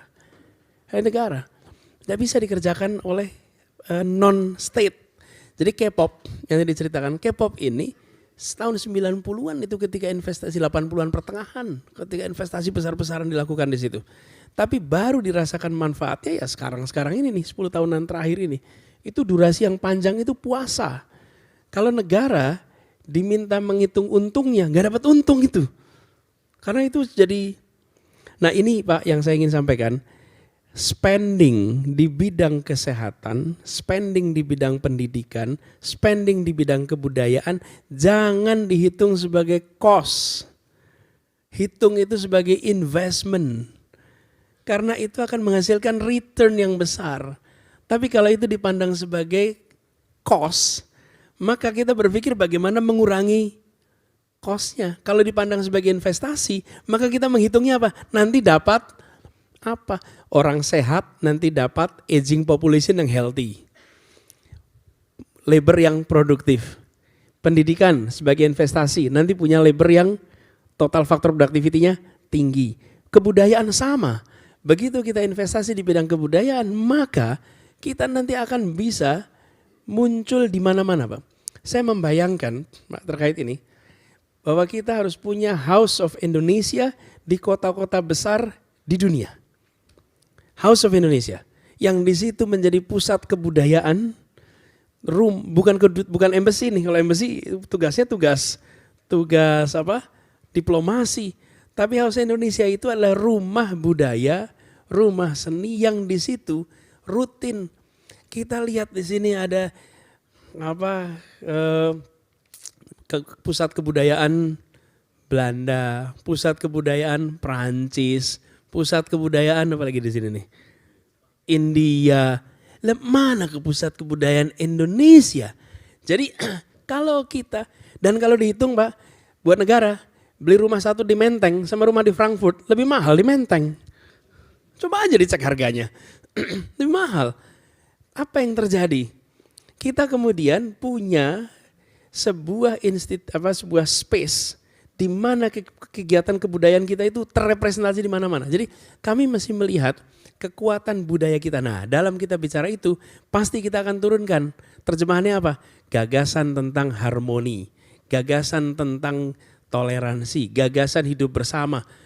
Apakah tidak ada friksi? Tidak ada situasi negara manapun yang tidak ada friksi. Tapi selalu kita mampu melakukan balancing. Dan itulah kehebatan bangsa kita. Nah, saya melihat kalau ini kita bisa kerjakan, Pak. Ini bisa kerjakan, maka kita punya sebuah outlet produk kebudayaan kita dari mulai kuliner. Oh ya, by the way, kita ini kalau bicara kuliner, itu kuliner nomor 1 di dunia itu banyak Indonesia nih. Saya pernah punya catatan ya, tapi nyarinya lagi agak panjang di sini. Pernah punya catatan ini kuliner-kuliner Indonesia yang kuliner Indonesia itu di dalam ranking dunia nomor 1 semua Mas Edi. Benar-benar nomor 1. Ini kalau saya masih sempat nyari, tapi nanti dah sambil jeda saya nyari.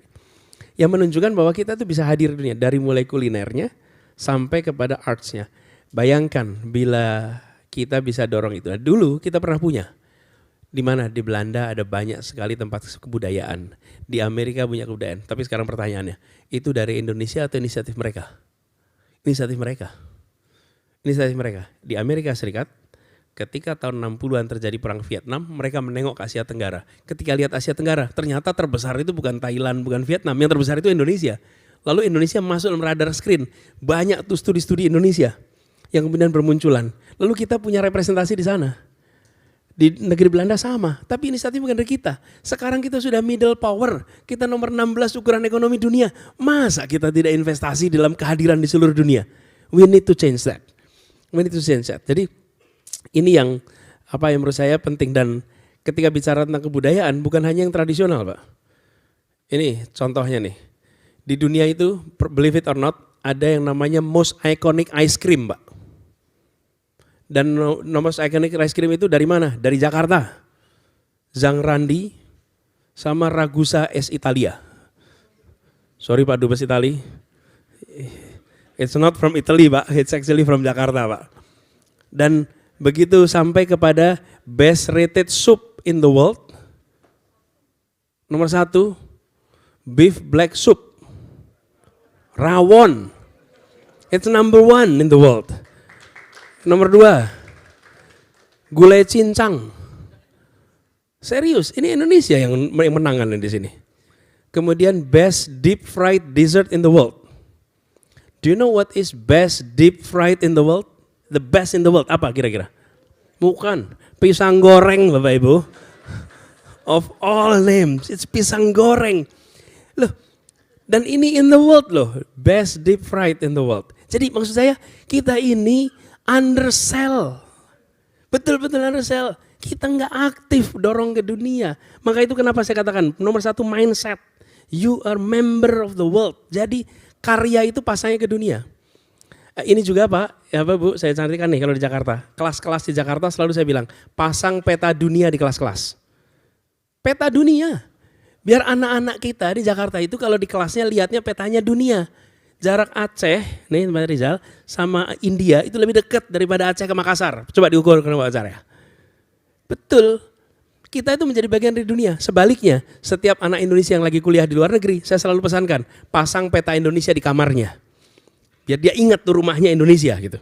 Tapi global ini menurut saya kalau kita kerjakan, kekuatan itu akan muncul dari apa? Proses-proses kreatif dari warga. Jadi ini Pak, kita lihat sekarang di Jakarta, I'm sorry to say di Jakarta, apa restoran yang paling populer? Jepang, Thailand, mana lagi? Korea, Vietnam. Kenapa tidak restoran Indonesia di mana-mana? Negara harus bantuin. Kulineri diplomasi sudah menjadi bidang sekarang. Dan itu kalau kita masukin kulineri diplomasi dibantu oleh negara. Bapak Ibu perhatikan apa yang dikerjakan Thailand dulu. Sekarang bareng tentu lagi. Ketika sudah maju. Jadi gini, negara intervensi sampai scale of ekonominya tercapai. Ketika scale ekonomi tercapai, negara mundur. Di situ ingat-ingat nih. Sebelum ada ekonomi scale nggak bisa. Yang namanya Thai Airline itu membawa bumbu-bumbu komoditas dari Thailand ke Eropa, ke Amerika. Dibantu oleh siapa? Thai Airways. Sesudah skala ekonominya membesar, baru negaranya turun karena bisa menggunakan sistem logistik. Nah kalau kita nggak melakukan itu, kita nggak akan pernah berada di kancah global. Saya membayangkan kota-kota dunia, mana restoran terbaik, I want to see Indonesian restaurant. I want to see Indonesian food. I want to see Indonesian culinary. Itu yang terbaik. Dan itu yang kira-kira kalau bicara soft power, we need to get there. And we can do it if we're willing to do it. We have time for just one more question. I'd like to invite from this group, anyone? Yes, 1 and 2, short questions. You first, and then the gentleman at the back. Tolong mikrofonnya. Sudah. Thank you very much. My name is Yasir Ali, Ambassador of Sudan. I'd like to thank you for the elaborative and very interesting presentation. And you've mentioned about the spirit of Bandung. So I'd like to know your policy towards Africa. This is giving a very good gesture to us as African. And from a perspective of achieving the food security for Indonesia, for example, as you know, Indonesia is aspiring to achieve food security, and there is a huge opportunities to cooperate with some African countries which has a lot of resources to cooperate with you to achieve that. And also, African aspiring to have sort of cooperation, especially in the technical and capacity building. We have noticed that many Asian countries, like from the ASEAN, are having very active role with Africa, and I think Indonesia, to some extent, needs to exert more effort. I noticed this during my period as an ambassador in Tanzania. I saw many ASEAN countries are very active with Africa, but Indonesia, I think, needs to be more active in that regard. The other part, what about the plan for the BRICS? Do you have any plan to, if you are elected, to be part of the BRICS? Thank you.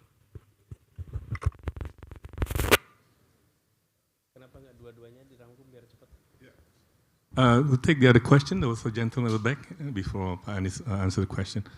Did you raise your hand, please? Microphone, tolong. Thank you. My name is Kanasugi Kenji, Ambassador of Japan.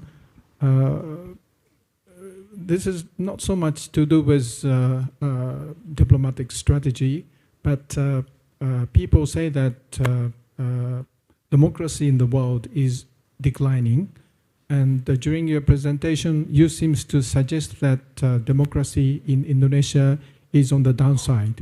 And if so, how are you going to redress the situation? How are you going to rectify domestic politics in this country? Thank you.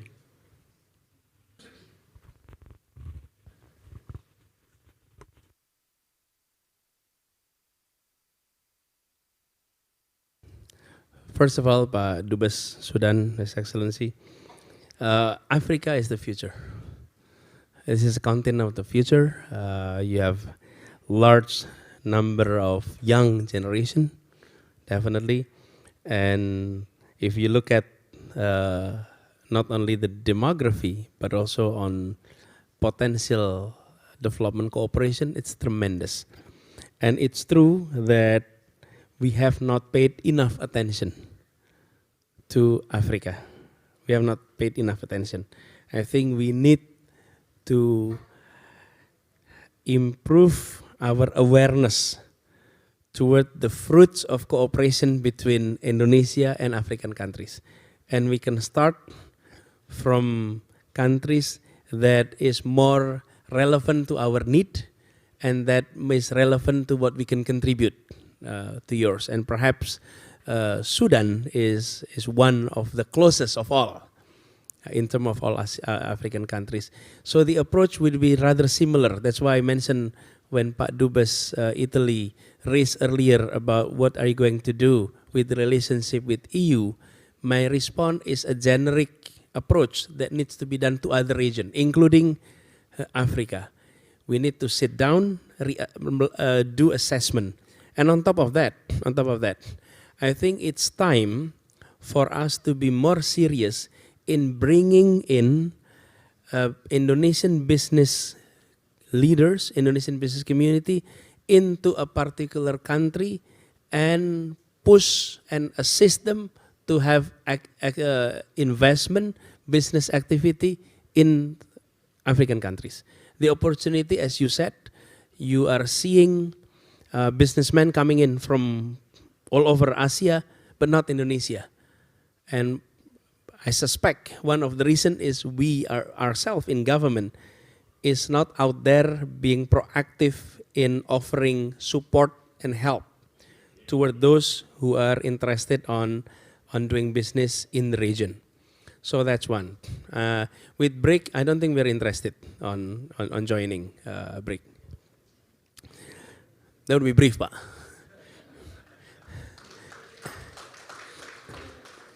Now, with regard to Pak Dubes Japan on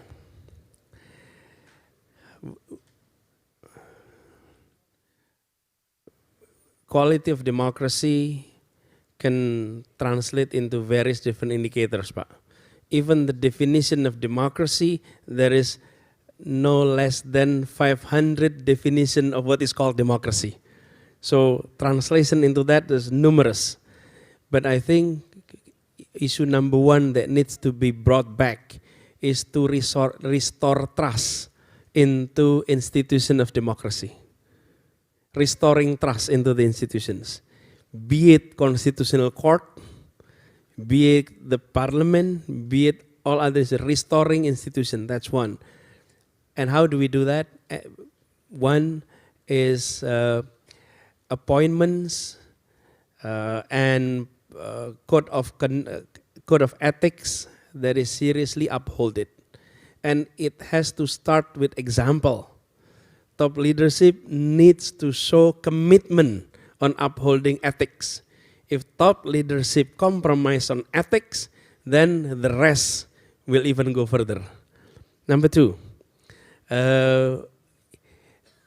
revising some of our law that has restricted freedom of expression. And we have seen some of our laws being used to suppress freedom of expression. And even today, the Undang-Undang ITE itu apa bahasa Inggrisnya, Pak Mas Andi? Apa?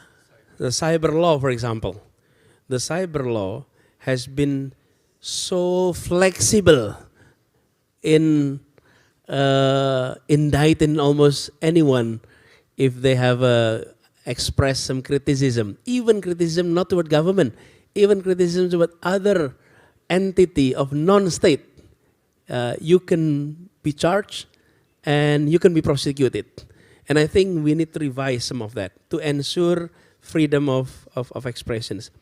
And number three is, which is not less important, is combating corruption in a serious way and addressing the upstream, the core of why corruption is happening, especially on policy making. Political financing has not been reformed for the past 25 years. We reform our electoral system, we reform our party system, we reform central and local government relationship, we reform presidency and other national bodies of the state, but we did not reform how political process, how political party, how campaign is being financed. Without addressing that issue, we will always trap with various derivatives of corruptions, which is now are seeing. So quality of democracy is not only being judged by the electoral process, but also by the quality of delivery of democracy itself, and also by ensuring that principle of good governance is present. So that would be the agenda. This is big, may not be complete in a year or two, but if we don't start by expressing our commitment, outlining the plan, and making it public, then we will not be able to achieve all of that.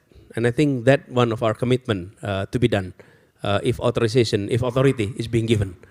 Power still in the land of in the people, but authority that can be given to any one of us. Terima kasih, Pak.